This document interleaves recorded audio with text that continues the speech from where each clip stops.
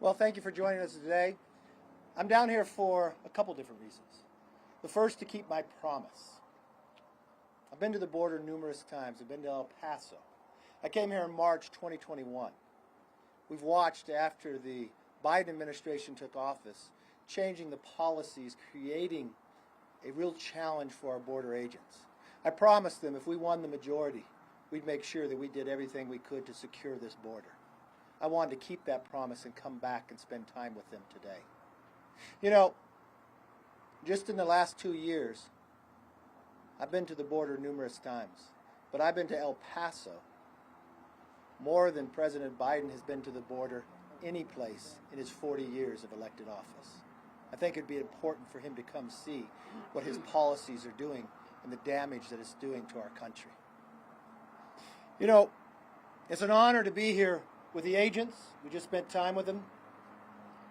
Our nation has never been so at risk, and their job has never been harder.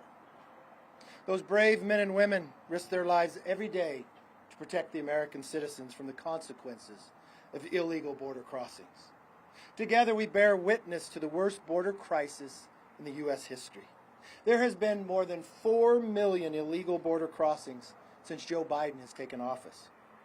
That's not the worst part. Now that Title 42 may end, we're bracing for a tsunami. People talk about 18,000 crossings in a day. That would mean 13 million more illegal crossings for the rest of the term of Joe Biden if nothing changes. Think about that. 17 million more illegal entries into our country. Just last week, Secretary Mayorkas testified under oath that, yes, the border is secure. I'm here to tell you it is not. We spent the day with border agents. I asked each and every one if this border is secure. They laughed. They said it is not. It is one of the worst points in the history of this nation. We just went to a bridge in El Paso where 70,000 people have come across in the last 7 weeks.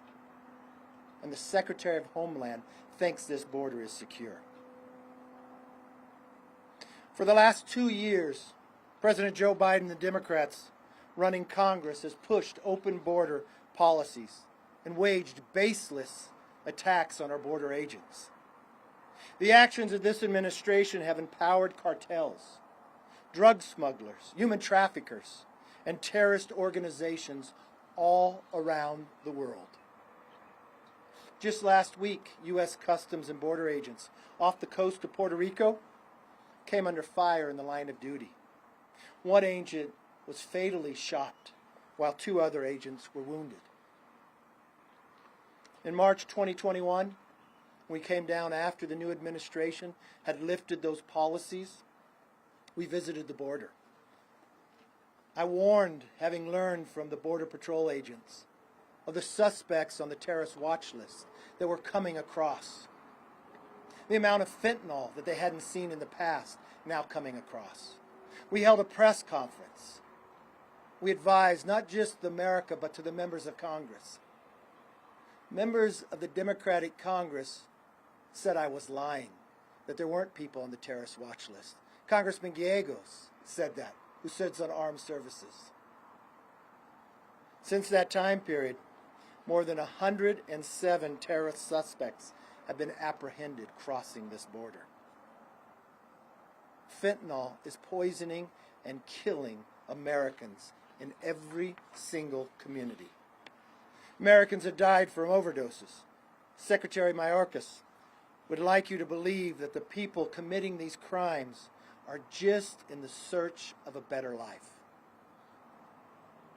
How many people have not been caught? In 42 days, a united Republican House takes control. In 42 days, we end one-party Democrat rule in Washington. A new House Republicans will work to stop Joe Biden's assault on our laws, our borders, and our border agents. We will use the power of the purse and the power of the subpoena. Now let me be clear. Those responsible for this disaster will be held accountable. I've spoken today, again, to Congressman Jim Jordan and Jamie Comer, the future chair of Oversight and Judiciary Committee. And they have my complete support to investigate the collapse of our border and the shutdown of ICE enforcement nationwide. Under Secretary Mayorkas, his deliberate suspensions of our laws have proved deadly. Fentanyl is now flowing in record amounts. Today, 300 Americans will be poisoned and die. Tomorrow, 300 more. It is the equivalent of an airline crashing each and every day in America. But again, he does nothing. If an airline crashed 3 days in a row, the entire nation would say, we have a real challenge. We have a crisis. We have a disaster. We have to do something about it. But he continues to lie to the American public. We have lost operational control of our southern border, empowering drug cartels and human traffickers. They have fired shots at our National Guard. They put AK-47s pointing at helicopters. They have burned and hung and raped the women and caught them on fire. And again, Secretary Mayorkas thinks the border is secure. He has blocked ICE and Border Patrol from enforcing our laws while vilifying them at the same time. Do you realize what that has done? In the last 10 days, 3 Border Patrol agents have committed suicide, a total of 14 this year, a number we have not seen in decades. He ended the Remain in Mexico policy and wants to end Title 42. His actions have produced the greatest wave of illegal immigration in recorded history. Our country may never recover from Secretary Mayorkas' dereliction of duty. This is why today I am calling on the Secretary to resign. He cannot and must not remain in that position.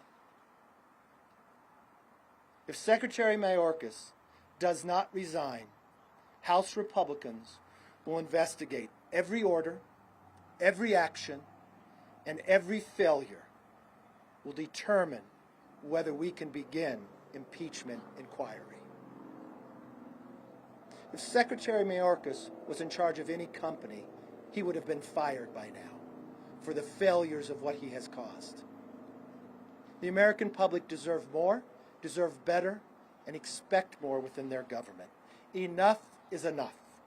We will do whatever it takes. This is my commitment to the men and women of the Border Patrol and to the citizens of the United States of America.